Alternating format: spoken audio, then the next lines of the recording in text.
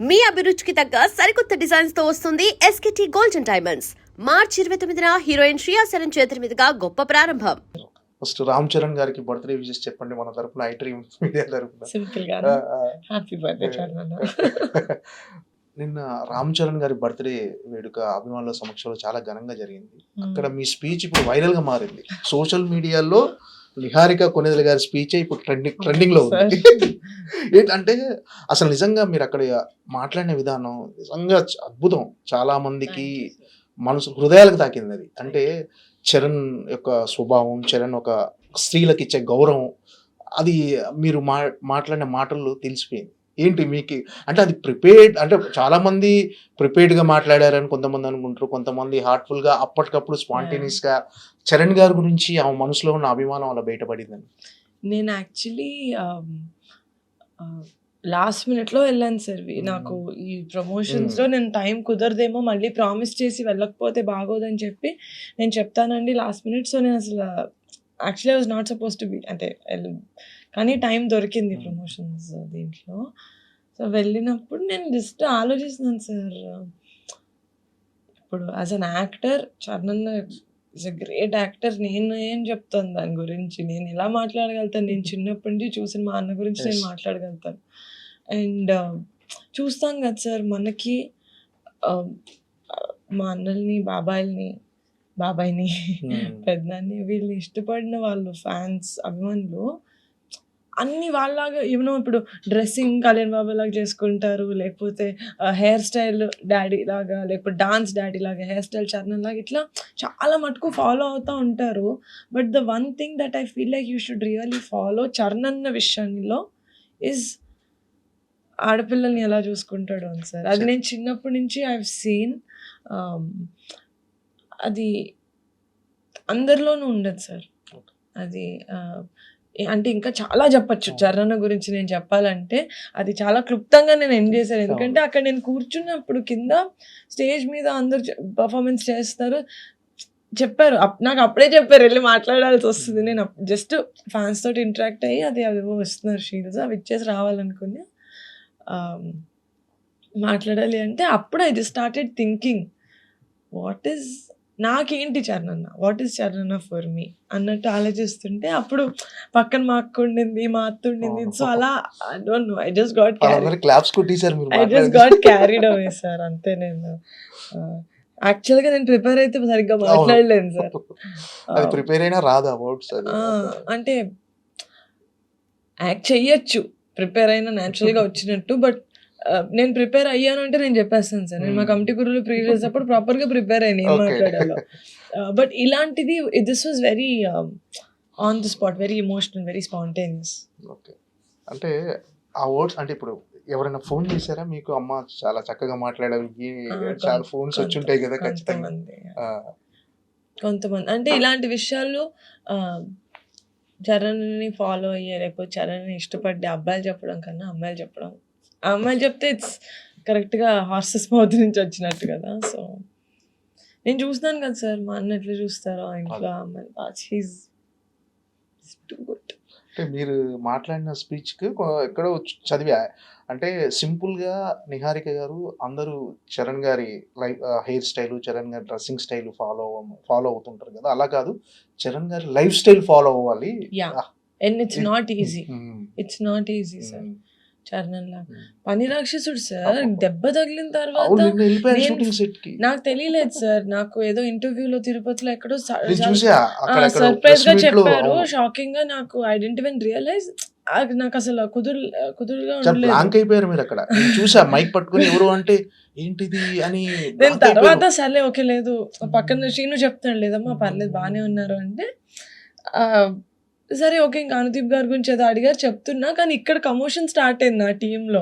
So I got very distract. ఇది అంతా కాదు, మీరు మాట్లాడండి. సో నేను ఇంకా అప్పటికి నా ఫోన్ స్విచ్ ఆఫ్. సో ఇంకా మా అసిస్టెంట్ని ఎవరికో ఫోన్ చేసి అట్లా అయిపోయింది. ఫోన్ చేసి చరణ్తో మాట్లాడిన తర్వాత నేను కుదుటపడ్డా కొంచెం. ఏం లేదు అన్నాడు.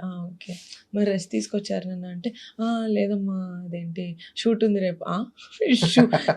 గుడ్లు పెట్టుకొని షూట్కి వెళ్ళడం ఏం చరణ్ అంటే, ఈసారి లేదు వీ హ్యావ్ టు రిలీజ్ కదా, షూట్ ఉంది. మోనీ కదా అన్నా. నిన్న వెళ్ళిపోయాడు షూటింగ్ చరణ్ గారు, Yeah, చూశాను నిన్న yeah, sir. Shooting. Yeah, sir. Fans ని కలిశారు నిన్న షూటింగ్ సెట్ లో, ఫ్యాన్స్ వచ్చి అందరూ కలిశారు. It's not Oh. easy, sir, బాబు. ఎలా ఉంటుంది అసలు చరణ్ గారితో మీ బాండింగ్? అంటే ఒక అన్నయ్య చెల్లి బాండింగా, లేకపోతే ఫ్రెండ్ గా ఉండి మిమ్మల్ని మోటివేట్ చేయటం ఇలాంటి? సార్ వాళ్ళు వాళ్ళు ఎక్స్పీరియన్స్ చేసిన లైఫ్కి వాళ్ళు కలిసే అంత పెద్ద పెద్ద మనుషులు, అంత అకంప్లిష్డ్ పీపుల్ తోటి చరణ్ యాక్చువల్గా వచ్చి అసలు నా కెరియర్ గురించి నేను ఏవి చేసే గురించి చెప్పే అవసరం లేదు సార్. వాళ్ళు ఎప్పుడు నాకు సపోర్ట్ చేస్తారని నాకు తెలుసు. వాళ్ళు చెప్పినా చెప్పకపోయినా నాకు తెలుసు. As a sister, as a family member వాళ్ళు సపోర్ట్ చేస్తారని తెలుసు. కానీ నేను ఏ చిన్నది చేసినా ఫోన్ చేసి చాలా బాగా చేస్తున్నావు, నేను చూస్తున్నాను, నేనేం చేయాలి చెప్పు, నేను ఏమైనా హెల్ప్ చేయను, నేను సపోర్ట్ అలా అవసరం లేకపోయినా చరణ్ చేస్తాడు సార్. That is Charan. చిన్నవాళ్ళు పెద్దవాళ్ళు వీళ్ళకి నేను చెప్పేంటి, వీళ్ళకి మనం ఎందుకులే చెప్పాలి, అస్సలు లేదు సార్. చిన్నదైనా he'll call and he'll appreciate. అది ఇంకోటి ఏంటంటే, నీకేం తెలుసు, నువ్వు చిన్నదానివి అని ప్రతి ఇంట్లో చూస్తాం సార్. చిన్నపిల్లల మాటలు ఎవ్వరు సీరియస్గా తీసుకోరు. చిన్నప్పటి నుంచి చరణ్ నా మాటలు సీరియస్గా తీసుకున్నాడు సార్. ఓకే. ఈ రెస్పెక్ట్స్ అంటే తన ఏజ్కి అప్పుడు తను ఉన్నదానికి ఇది వింటుంది, ఇది చెప్తుంది, నేను వింటాను అని. అది ఐ డోంట్ నో సార్. ఇంకా అది డాడీ మమ్మీ ఇంకా చరణ్ని యూనో పెంచిన విధానం, మా అక్కలు కూడా అంతే సార్. నాకు అసలు దే ఆర్ ఎప్పుడు పెద్దనాన్న పిల్లలు అట్లా లేదు మా ఇంట్లో. నేను డాడీని కూడా డాడీ అని ఎందుకు పిలుస్తాను అంటే, చరణ్ వాళ్ళు పిలవడం స్టార్ట్ చేసినప్పుడు మా అన్న అలా పిలిచాడు, మా అన్నని చూసి నేను పిలిచా. సో ఇది జస్ట్ నేను చెప్తే మరి ఎక్కువ చెప్తున్నాను, మీ అన్నయ్య గురించి డప్ప కొడుతున్నావు అనుకుంటారు. కానీ నా ప్రేమే అంతే సార్. అందరితోటి ఓపెన్గా లవ్ చేస్తాను నేను. నాకు నచ్చరు, నాకు ఎందుకో కనెక్ట్ అవ్వట్లేదు అంటే నేను దూరంగా ఉంటాను, బ్యాడ్గా మాట్లాడను. కానీ నాకు నచ్చరు అంటే అంటే అంత ముక్కుసూటితనంగా, అంత బోలాగా ఉండటం వల్ల అంటే ఇబ్బందులు ఏం ఫేస్ చేయలేదా? అంటే కొన్ని నచ్చనిది నచ్చినట్టుగా చెప్పేయటం, నచ్చితే అంటే నచ్చంది నచ్చినట్టు ఎదుటి వాళ్ళ ఫీలింగ్స్ పట్టించుకోకుండా చెప్పాను సార్. సెన్సిబిలిటీ ఉంటుంది. కానీ నచ్చితే ఎక్కువ చూపిస్తా, నచ్చకపోతే సైలెంట్ ఉంటా. అంటే ఇప్పుడు చరణ్ గారిని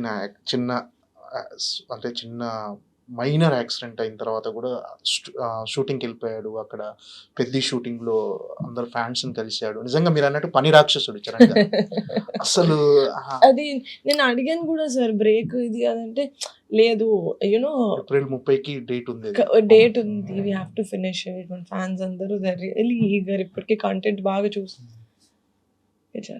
ఓకే. ఎలా అనిపించింది మీకు? పెద్ద కంటెంట్ చూశారు ఇప్పటి వరకు? Super sir. నేనే సార్ పెద్ద ఫ్యాన్. నేను ఈవెంట్ లో చెప్పినట్టు వాళ్ళందరికన్నా కొంచెం నాకే ఎక్కువ ఇష్టం. అంటే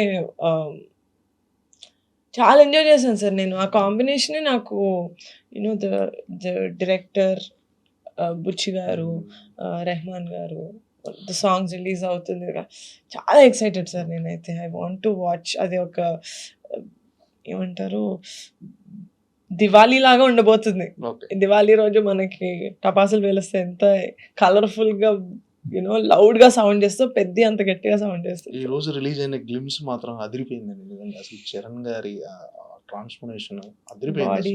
బాడీ అంటే మీరు ఏదో ఇంటర్వ్యూలో చెప్పారు, నేను పెద్ద లాంటి సినిమా ప్రొడ్యూస్ చేయాలని. ప్లానింగ్స్ ఏమైనా ఉన్నాయా? ఏం లేదు. అంటే ఒక అంబిషన్ అనేది ఉంటుంది కదా sir, me as a producer చేయాలి అని. ఎందుకంటే ఇంట్లో ఇంతమంది గ్రేట్ యాక్టర్స్ ని పెట్టుకొని నాకు కూడా ఉంటుంది కదా. సో అదైతే ఉంది, అవుతుంది, ఖచ్చితంగా అవుతారు. పెద్ద లాంటి సినిమా ఖచ్చితంగా చరణ్ గారితో ప్రొడ్యూస్ చేస్తారు, అందులో నో డౌట్.